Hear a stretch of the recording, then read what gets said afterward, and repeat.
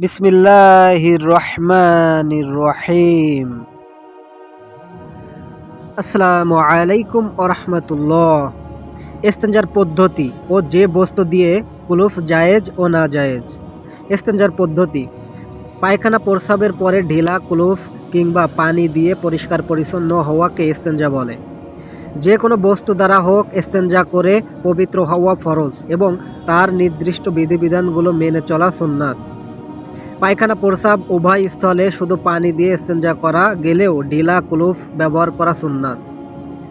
কোনো কোনো সময় শুধু ঢিলা কুলুফ দিয়ে ইস্তেঞ্জা করলেই পবিত্রতা হাসিল হয়, তাই পানি থাকুক এবং নাই বা থাকুক, যথা মল যদি শুকনো কঠিন হয় এবং গোহদ্বারের মুখ হতে মল যদি একটু গড়িয়ে চারপাশে না লাগে তবে শুধুমাত্র ঢিলা কুলুফ দ্বারা ভালোভাবে পরিষ্কার করলেই চলবে।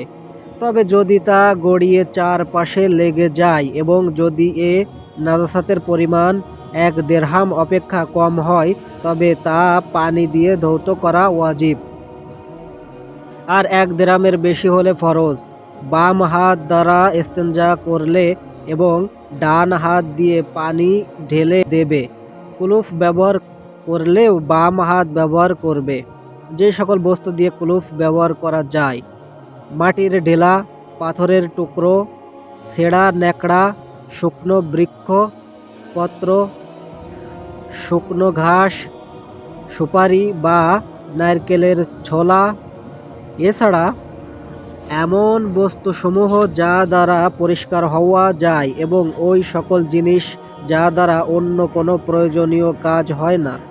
যেসব বস্তু কুলুফে ব্যবহার জায়েজ নয়: লৌহ, তামা, পিতল, স্বর্ণ, রৌপ্য, কয়লা, চুনা, মসজিদের মাটি, গৃহের দেয়াল, কাঁচা ঘাস, কাঁচা কুটা, কাঁচা পর, চুল, গোঁফ, মানুষের অঙ্গ প্রত্যঙ্গ, লিখিত বা অলিখিত কাগজ, ফল, তরকারি, শস্য, হালাল বা হারাম জন্তুর মাংস, পশুর হাড়, শিং। যে বস্তুর দ্বারা একবার কুলুফ নেওয়া হয়েছে এসব বস্তু দ্বারা কুলুফ ব্যবহার করা মাকরুহ। তরল পদার্থের মাঝে খেজুর রস, ডাবের পানি, তালের রস, ইঙ্খুর রস বা যে কোনো ফল ফলাদির রস ইত্যাদি বস্তুগুলো যেহেতু উত্তম খাদ্য এবং মূল্যবান বস্তু সেহেতু তা দ্বারা ইস্তেঞ্জা করা মাকরুহ। এছাড়া কতগুলো তরল পদার্থ রয়েছে তৈলাক্ত বিধায় তা দ্বারাও পবিত্রতা হাসিল হয় না, যেমন দুধ, ঘি, তেল, সিরকা প্রভৃতি। এগুলো ইস্তেঞ্জার ব্যবহারে দুটো অপরাধ: প্রথমত এগুলো মূল্যবান বস্তু, দ্বিতীয়ত এগুলো দ্বারা পবিত্রতাও হাসিল হয় না। কুলুফ ব্যবহারের নিয়ম পদ্ধতি: প্রস্রাব পায়খানার পরে শুধুমাত্র পানি দ্বারা ধুলেই পবিত্রতা হাসিল করা যায় সত্য, কিন্তু তবুও ঢিলা কুলুফ ব্যবহারের প্রয়োজন আছে। প্রস্রাবের ক্ষেত্রে কুলুফ ব্যবহারের প্রয়োজনীয়তা এক কারণে এবং পায়খানার ক্ষেত্রে কুলুফের প্রয়োজনীয়তা ভিন্ন কারণে। স্ত্রীলোকের অবশ্য প্রস্রাবের সময় কুলুফ ব্যবহারের প্রয়োজন নেই, যেহেতু তাদের সমস্ত প্রস্রাব একবারে বের হয়ে আসে। অতএব প্রস্রাবের পরে পানি দিয়ে ধৌত করলেই পবিত্রতা হাসিল হয়। কিন্তু পুরুষের মূত্রনালীর ভেতরে কতগুলো প্যাচ থাকার কারণে তাদের প্রস্রাব হওয়ার পরও কিছু মূত্র ওই প্যাচে আটকে থাকে এবং তা ধীরে ধীরে ফোঁটা ফোঁটা করে বের হতে থাকে। এজন্য পুরুষের প্রস্রাবের পরও কিছু সময় বসে থাকতে হয়। বসা অবস্থায় গলা খেঁকড়ানো কিংবা জোরে জোরে কাশি দিলে আটকানো মূত্র তাড়াতাড়ি বের হয়ে আসে। এজন্য কিছু সময় ওঠা বসা করা অথবা পদচারণা করা বা এক পায়ের সাথে অন্য পায়ের প্যাচ দেয়া ইত্যাদি কাজগুলো করা যেতে পারে। তাতে যে মূত্র ফোঁটা বের হয়ে আসবে তা কুলুফে শোষণ করে নেবে। এভাবে কিছু সময় অতিবাহিত হবার পর যখন মনে হবে ভেতরে তা আর প্রস্রাব নেই তখন পানি দিয়ে ধুয়ে ফেলবে। পায়খানার ক্ষেত্রে কুলুফ নেয়ার কারণটি আলাদা। সুতরাং পায়খানার পরে পুরুষ স্ত্রী উভয়েরই কুলুপ ব্যবহার করা দরকার। মল একটি দুর্গন্ধযুক্ত জঘন্য পদার্থ।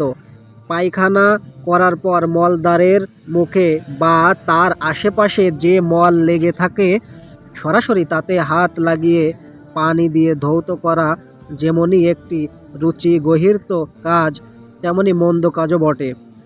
যেহেতু ওই মল হাতে লাগলে সহজে তার দুর্গন্ধ হাত হতে দূর হয় না, এজন্যই নারী পুরুষ প্রত্যেকের পায়খানা করার পরে পানি ব্যবহারের পূর্বে কুলুপ ব্যবহার করা আবশ্যক। কুলুপ সর্বনিম্ন 3টি হতে সর্বোচ্চ 7টি পর্যন্ত প্রয়োজনানুসারে ব্যবহার করবে, তবে বেজোড় সংখ্যা হওয়া বাঞ্ছনীয়। গ্রীষ্মকালে পুরুষগণ প্রথম কুলুপটি সম্মুখ দিক থেকে টেনে পিছনের দিকে নেবে, দ্বিতীয়টি তার উল্টো এবং তৃতীয়টি দ্বিতীয়টির উল্টো নেবে।